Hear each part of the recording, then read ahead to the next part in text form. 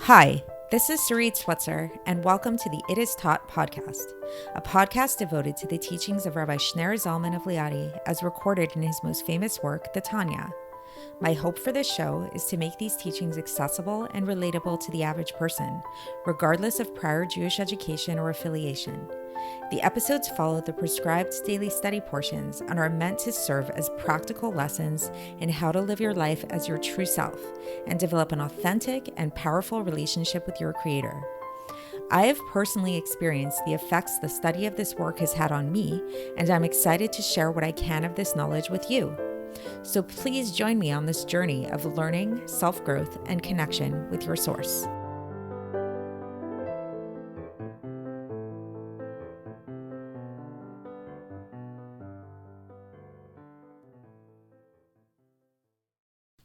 Hi, and welcome to the It Is Taught podcast. This is episode 737 for the 15th of Kislev in a regular year. Yesterday, we spoke about music, songs, and we spoke about how it was and why it was that King David likened the laws of the Torah to songs, to a song. And we said that this is because what are songs? What is music? Music is transcendental. Music lifts people up, elevates people, and just like that, that's what the laws of the Torah do, is that they elevate all the worlds. When we keep Torah, when we do any of these dictates of the Torah, then we're actually elevating all the worlds. There's a spiritual component to it. And in fact, the source of all of our worlds is in the Torah, is in God's Torah, because God's Torah is God's supernal wisdom and will. But what we find out today is that David HaMelech was actually punished for this. This was not a good thing that he likens the Torah to song, even though, yes, there's a basis for this. And we saw that in the Zohar, there's actually a reference to the Torah being song. So what's the problem? It seems to make sense, right? It seems like a very huge praise for Torah to be acknowledging its transcendence and to be acknowledging the fact that the vitality of the world stems out of Torah. So what we'll learn today is that while, yes, there is something to this, it's actually a very limiting state of being. Why? Because by calling Torah a song, which by extension is sort of saying that the Torah is God's supernal mind from which the world emerged, we're actually limiting God. Because God, like a composer, like let's say Mozart, for example, is not limited to writing just one song, and to kind of encapsulate God's entire mind in just the song aspect, that's actually extremely limited. It's like if we were to say that Mozart, if we wanted to really grasp Mozart's mind, what should we do? We should listen to one of his concertos, right? Like a piece that he wrote, and then now this is Mozart's mind, and this is false, right? And all the more so is it false for God that by having this understanding of Torah being the song of the world, what we're doing, kind of ironically, is giving too much credence to the world. We're kind of stating that the world is a given, and then we're like having this like aha moment of realizing, oh wow, there's something beyond the world. The world receives its vitality from this Torah, from the laws of the Torah, which we can think of as like this transcendent song. When in fact, the reality is the true truth is God's supernal wisdom. And not only is the world in which we live secondary to it and nullified to it, it doesn't even measure up. It's so beyond comparison. It's something totally beyond that. So while yes, it is a powerful statement to say that the laws of the Torah transcend this world, but that's just acknowledging things from a very limited perspective. From what the Tanya from the Alter Rebbe is going to term the back side of God, the Acharon, as we call it in Chassidus, versus the Pnimius, the inside, the inward, the front part. That's something that's way beyond any of this discussion. So let's go through the text, and maybe we'll talk a little bit more as we go and see how the Alter Rebbe explains this. So the Alter Rebbe tells us how, indeed, when David HaMelech said that referred to the Torah as being songs, Hashem berated him, and Hashem said, "How you're calling them songs?" Like sort of like an accusatory manner. And so the story is that basically, yes, like we mentioned yesterday, everything in the world, like we were talking about, what is a song? A song is sort of like this thing that transcends the world, that transcends reality as we know it. So it's true that that is what the Torah is. Every single detail of the Torah transcends totally anything that we know about the world, anything that's in the world, so that the entire world is nothingness in comparison to any particular detail of Torah. And we explain that this is because the Torah is God's wisdom. However, now the Alter Rebbe explains, but yet, okay, when we say that the Torah is God's wisdom, particularly when we talk about the Torah as it pertains to the world and how it serves as the origin of the world, we're talking about the backside of God's wisdom. We're talking about the Novlot Chochmah, like the vestiges of Chochmah. However, when we want to talk about like the inner wisdom of God, this is the inner side of Torah. This is not just like the Torah in like the laws of the Torah in an external way, but it's actually the inner aspect of Torah, the Pnimis Torah, it's called in Hebrew. And this Pnimis Torah, the inner aspect of Torah, is totally unified with God with utmost unity. And when we're talking about this level of unity, about the internal aspect of God, like God's innermost thoughts, this is something that it's like, to compare it to the world, to say, oh, it's the source of the world or it transcends the world, it's like a joke. It's like basically, it's like there's no connection between the two in terms of comparison, which is illustrated in something we say in the morning prayers, where we say Atahu ad shelo nivra olam, Atahu mi shenivra olam. So you were the same before the world was created and since the world was created. So Hashem doesn't change. Like Hashem, the world has no influence on Hashem. We've spoken about this elsewhere in Tanya.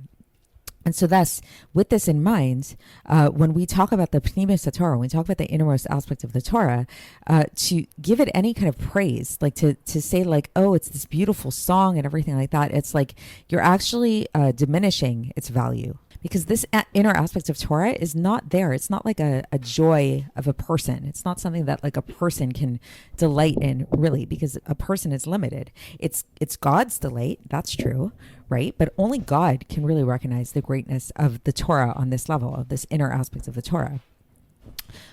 As it says in Iyov, chapter 28, verse 23, Ki Elokim hevin darka v'yada mikuma. Hashem understands its way and knows its station. So because for Hashem, it's self-knowledge. Like everybody knows themselves better than everybody else, right? So it's like when you like think about yourself, it's like there's what you project to the world and that the world sees. And yes, even you could have a very close friend, a spouse or whatever, a partner who knows you really, really well, but yet what they know of you is not the same thing of what you know of yourself. Like your inner knowledge of yourself is incomparable to anything that can be displayed on the outside. And so also it's explained in Iyov chapter 28 verse 21 that it's this inner aspect of God is concealed from any living being.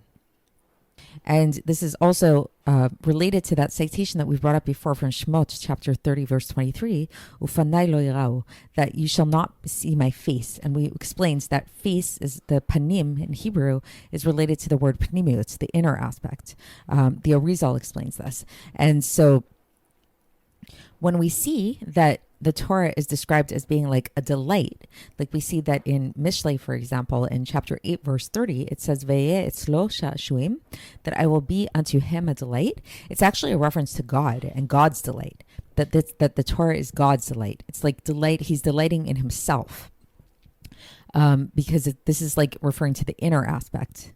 And the Alter Rebbe says that this explains why it is that the Midrash has a commentary on a certain verse in Mishlei chapter 8 verse 30, where it says Ve'yeh etzlo amon, which means like I was nurtured by him, like nurtured by God. And the Midrash says don't read amon but read omen, meaning to say that the emphasis isn't on the fact that we are nurtured by God, but rather the fact that God is the one that nurtures us. So it's a little obscure, but the basic idea is that when we're talking about the pnimis of the Torah, when we're talking about the inner aspects of the Torah, the emphasis isn't on the world, and it isn't on us, and it isn't on like, oh, wow, this is amazing. What we're able to experience is all coming from the Torah. The pnimis of the Torah is like the world doesn't even hold even any little bit of being. Like it's not, to be able to encapsulate the inner aspects of the Torah through our eyes is impossible. We can't say that we have even any semblance of experience of the inner aspects of the Torah.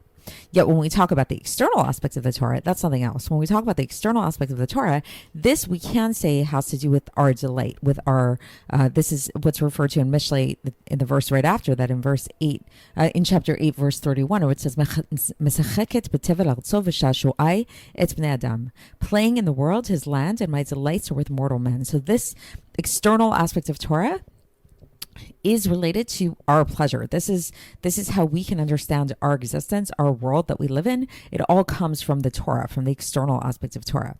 So to really grapple with this, the Alter Rebbe explains that the Torah, we have to understand the Torah has a front aspect, otherwise known as an inner aspect, and it has a back aspect, otherwise known as an external aspect. And this is hinted at in Zechariah, when Zechariah says about the Torah that it was written front and back.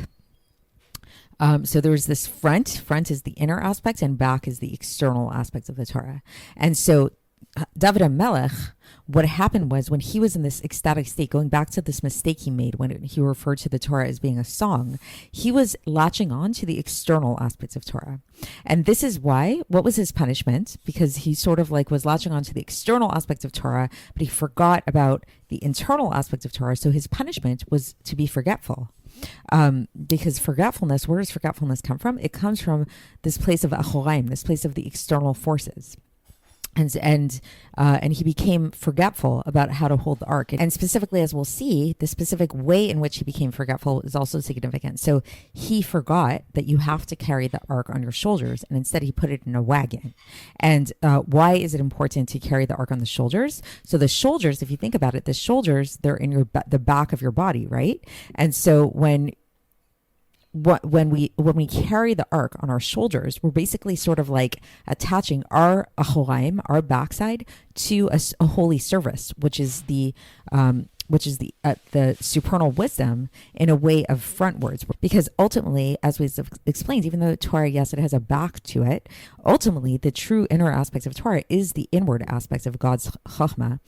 Because the ark, what did the ark contain? The ark contained the tablets, the luchos.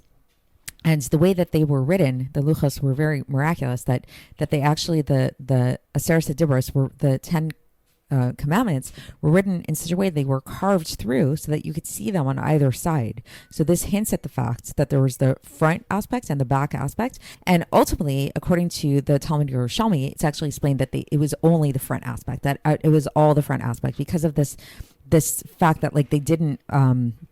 like any way that you looked at the luchos, it seemed as if you were looking at it from the front. So the luchos really epitomize this idea that the true aspect of Torah, the true inwardness of Torah is front, is inwardness. And so basically the reason why, the inner aspect, the real reason, the deeper reason behind why it is that we had to carry the ark on our shoulders is because the shoulders is our backside. And so we're connecting our backside with the Torah, which is the ultimate front, to kind of connect us with this internal aspects of Torah and not just stay limited to the external aspects of Torah.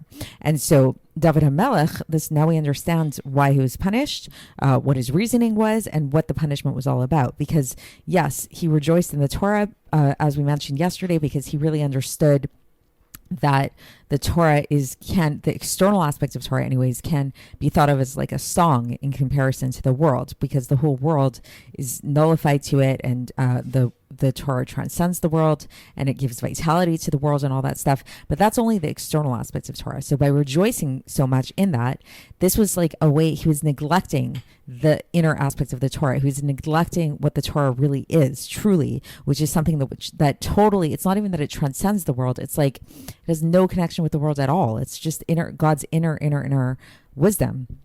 And so thus his punishment was to forget. And because forgetfulness comes from the backside, just like he was connecting with the backside of Torah, and specifically what it was that he forgot was this thing of carrying the ark on your shoulders, which signifies this connection of back to front. So, yeah, and to connect it back to song, same idea again, that it's like if we were to think of, Lahavdil, a composer like Mozart or something like that, and we were to say Mozart, what is Mozart? Mozart is this particular concerto that he wrote, right? Like that is what Mozart is. It's extremely limiting, and in fact, it could be quite insulting to Mozart to say that Mozart is just this one song. So that's it for today, and we're going to continue with a new essay tomorrow, and so I will speak to you then. Thanks for listening to the It Is Taught podcast, hosted by Sarit Switzer. This podcast is dedicated in loving memory of my maternal grandfather, Avraham Yitzchak ben Binyamin HaKohen of blessed memory. Music by Shoshana. If you enjoyed this episode and would like to support the show, please share it with others and subscribe on YouTube, Apple iTunes, Spotify, or wherever you listen to podcasts. And make sure to leave us a 5-star review. To find out more about the It Is Taught project, including more information on my soon-to-be published book, please visit our website, itistaught.com. To catch the latest from me, follow me on Facebook, Instagram, and Twitter. Looking forward to speaking with you tomorrow, and until then, have a great day.